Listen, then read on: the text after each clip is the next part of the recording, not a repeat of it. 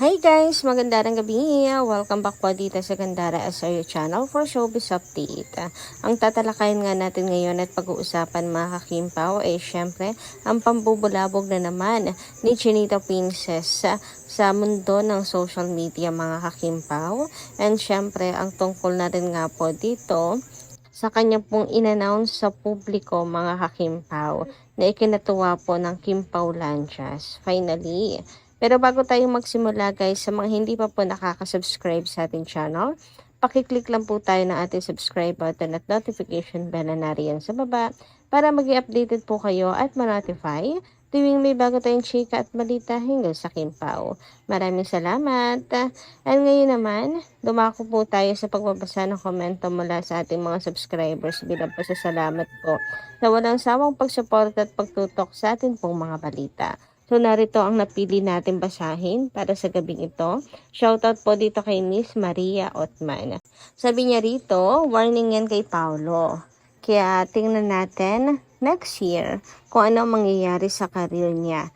Pag nagkaroon na naman ng bad issues sa kanya dahil marami na sa mga Kimpaw fans ang nakakaalam na sa background attitude sa pagkatao ni Paulo.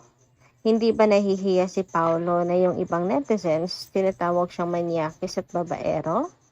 Lahat ng klaseng babae pinapatulan. Wala nang delikadesa. At may nababasa pa ako. I think lalaki nagko-comment dito sa ibang vlogger. Sinabi niya hanggat may babae sa mundo, hindi daw yan palalagpasin ni Paulo. Kaya sobrang nakakahiya na ang pagsira sa reputasyon ni Paulo. Paano pa siya ipagmamalaki ni Kim Chiu kung ganyan na kababa ang tingin sa kanya ng mga netizens? Hindi yan nakakatulong sa karir niya. Kaya mag-ingat-ingat siya. Warning na sa kanya. Ang mga Kimpaw fans nagwo-worry kay Kim Chiu dahil nawawala na sila ng tiwala kay Paulo. Alam niyo Ma'am Maria Otman, hayaan niyo tong mga netizens na sinasabi ninyo na ang tingin kay Paolo Avellino ay manyakis at babaero. At mababa na ang tingin kay Paolo Avellino. Kasi sila lang naman yun. Hindi tayo kasama doon. Sabihin na nating warning kay Pao na mag-ingat-ingat always. Pero alam nyo kasi kahit magdoble ingat yan si Paolo Avellino at saka si Kim Chiu, may masasabi ang mga yan. Kasi nga basher, hindi titigil ang mga yan. Mga kakimpaw hanggat wala pong nakikitang butas. So mananatili, ganun pa din talaga ang mangyayari. So, pabayaan nyo sila na ganun ang tingin. Kasi hanggang sokmed lang naman ang maingay ang mga yan. Hindi yun counted sa pagkasira ng Kimpaw. Hindi siya counted kasi mas marami pa rin ang mga fans na sumusuporta po sa kanila. Every time na may mga event, may mga projects, di ba? Yung ang lakas-lakas nila sa social media, ang ingay-ingay, tapos hindi naman natin maramdaman sila kapag nariyan na ang movie. At as in, di ba, nananatili ang bongga pa rin na nakita ng Kimpaw. Para bang hindi naman sila naramdaman. Hanggang sokmed nga lang kasi sila magaling. At kung hindi po natin sila hahayaang pumasok sa isip at puso natin, hindi nila tayo maaanay.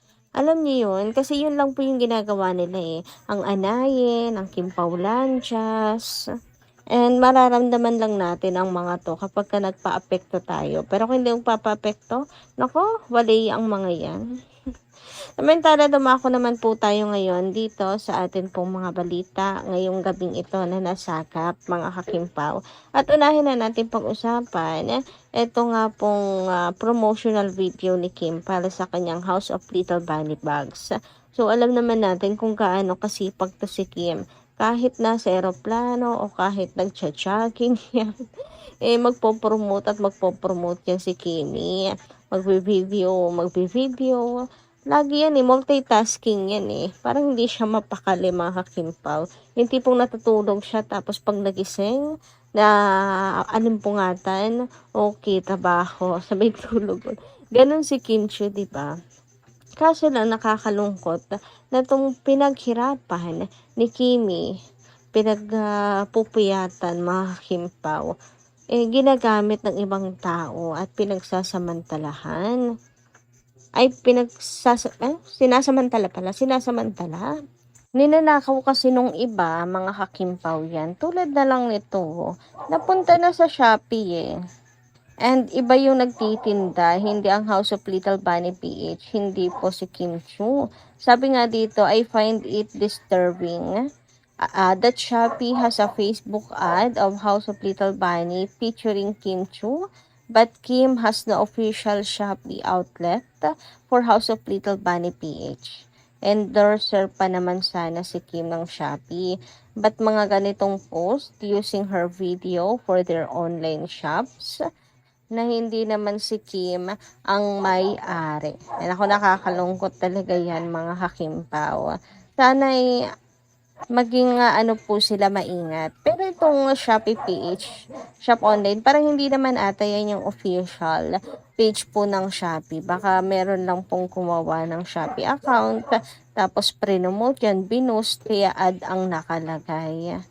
Pero hindi talaga siya mismong Shopee, parang mga affiliate, ganun. Ewan ko ba, mga kakimpaw, lahat na lang talaga, no? Hanggang sa pagbebenta pa naman. Suki po si Chinita Princess, alam nilang mabenta si Kim. Gamit na gamit, mga kakimpaw. Anyway, paalala lang po sa lahat po, nakakita kayo ng gano'n, huwag po kayong bibili doon. Ano po, sa mismong shop kayo ni Kim bumili. Pag may video si Kim, nakalagay naman yung link na shop here, doon kayo mag-shop. Sa mga ganyan, ako, wag na. Nakakalungkot nga kasi iba po ang nakikinabang sa video ni Kim. Biruin nyo yun, si Kimi. Halos wala pong pahinga yan parati, as in.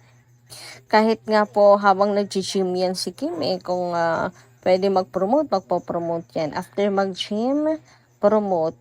Before pumasok sa showtime, kapag may panahon, may oras pa siya, promote, video.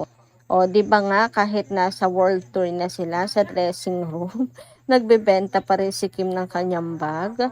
Grabe talaga ang sipag nitong si Kim Chiu. Tapos nanakawin lang yung video niya para sila yung makinabang. Di ba? Kaya nakakaloka, wag po kayong bibili sa mga ganon. Kasi nga wala pong official si Kim na shop sa Shopee, mga kakimpaw. Kuwera na lang kung may mga distributors itong si Kim. Parang wala namang distributors si Kim, no?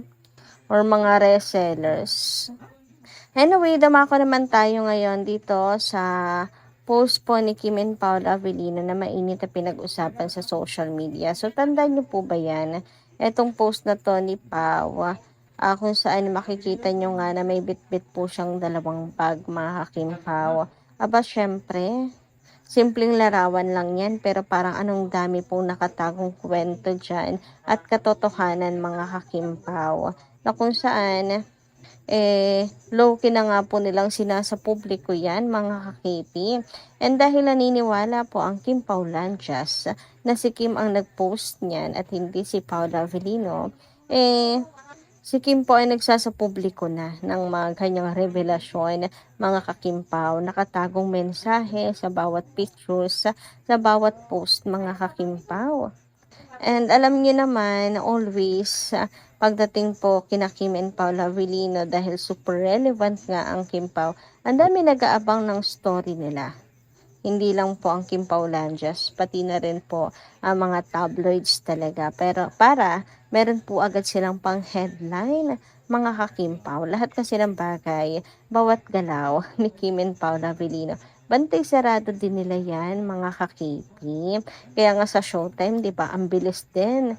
Kasi nga, may mga nakaabang na yan siya, may mga nakatoka na. Tapos boom, bigla na lang, 1 minute lang po nakalipas, meron na agad-agad headline yan.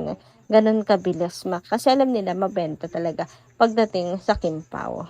So, narito nga ang ilan sa mga revelasyon din ni Chinita Princess na mainit na pinag-usapan sa social media.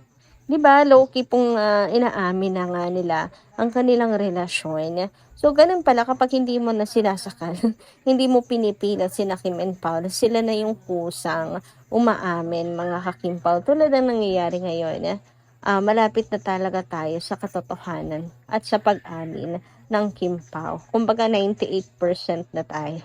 Nasa 98% na. 2% na lang, 100% magsasapubliko na talaga sila. Sabi nga dito, iba talaga kapag isang Kim Chiu ang nagsalita.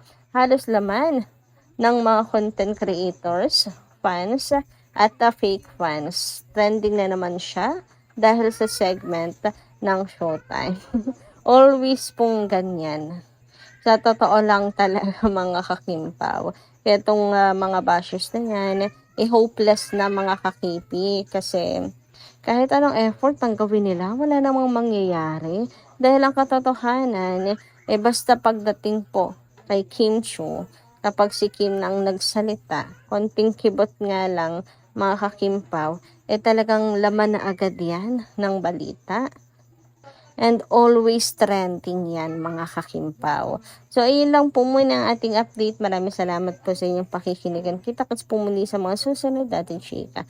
Maraming salamat at ingat po kayo palagi.